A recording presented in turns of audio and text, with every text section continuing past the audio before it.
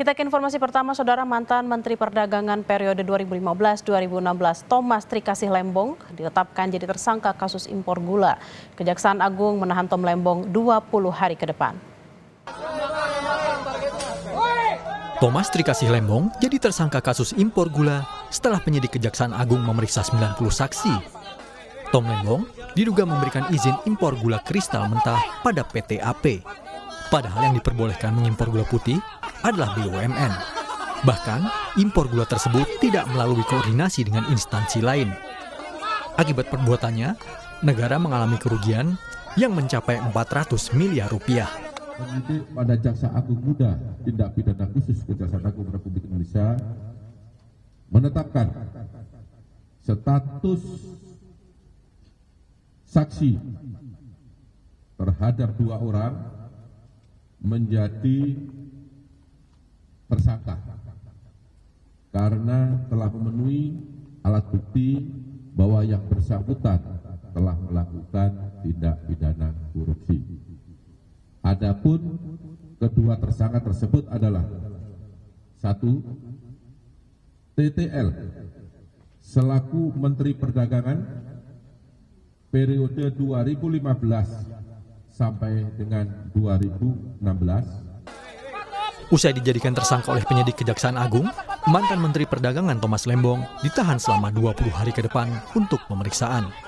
Thomas Lembong ditahan di Rutan Salemba. Dia merupakan lulusan Harvard University Amerika Serikat. Tom Lembong pernah menjadi kepala divisi dan wakil presiden senior di Badan Penyihatan Perbankan Nasional (BPPN). Tahun 2015, Thomas Lembong ditunjuk Presiden Joko Widodo menjadi Menteri Perdagangan. Setahun kemudian, ia ditunjuk jadi Kepala BKPM hingga 2019. Tim Liputan, Kompas TV. Lalu kapan jadwal pemeriksaan Tom Lembong di Kejaksaan Agung? Kami akan tanyakan langsung ke jurnalis Kompas TV Putri Oktaviani. Okta, sejak kapan Kejaksaan Agung menyidik perkara ini dan kapan Kejaksaan Agung akan memeriksa Tom Lembong? Lalu apa saja bukti yang menguatkan Tom Lembong jadi tersangka? Selamat siang Bella dan juga saudara, tentu masih kita pantau bersama kapan nantinya Kejaksaan Agung akan melakukan pemeriksaan terhadap Tom Lembong setelah sebelumnya ia ditetapkan jadi tersangka dan saat ini juga sudah ditahan. Sebelumnya saudara, Tom Lembong diketahui ditetapkan sebagai tersangka dalam kasus dugaan penyalahgunaan impor gula tahun 2015 dan disebutkan bahwa penetapan tersangka terhadap Tom Lembong ini dilakukan setelah memeriksa sekitar 90 saksi. Tom Lembong diketahui sudah diperiksa sebanyak 3 kali sebelum akhirnya ia ditetapkan sebagai tersangka. Nah, Tom Lembong ini juga dijerat bersama dengan Charles Sitorus atau CS, Direktur Pengembangan Bisnis PT Perusahaan Perdagangan Indonesia tahun 2015-2016.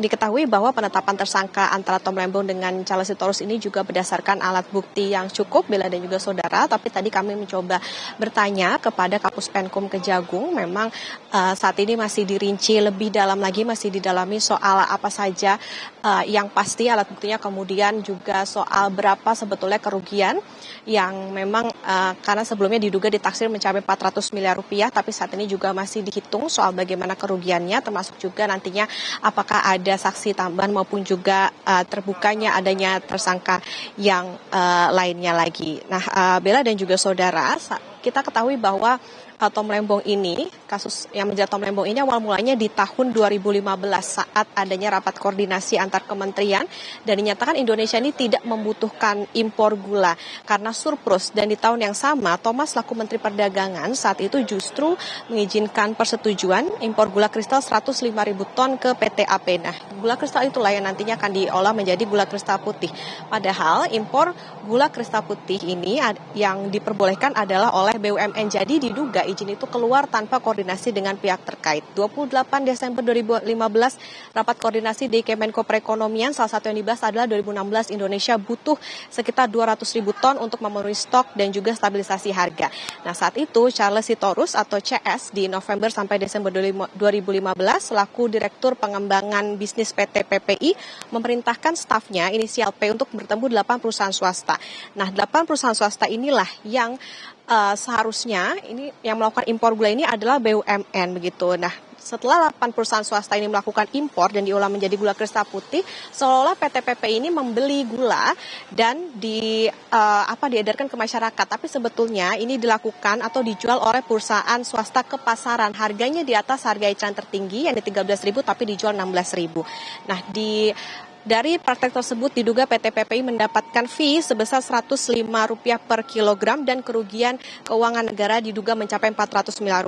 Nah, saat ini penghimpunan alat bukti juga masih terus dilakukan. Bila dan juga saudara, termasuk juga tadi Kapus Penkum Kejagung mengatakan bahwa pendalaman ataupun penyidikan juga masih dilakukan sehingga nantinya tidak menutup kemungkinan adanya saksi yang juga akan diperiksa maupun juga adanya tersangka baru begitu. Jadi kita akan nantikan bersama. Bella. Baik, terima kasih atas informasinya Putri Oktaviani langsung dari Kejaksaan Agung Jakarta. Selamat bertugas kembali.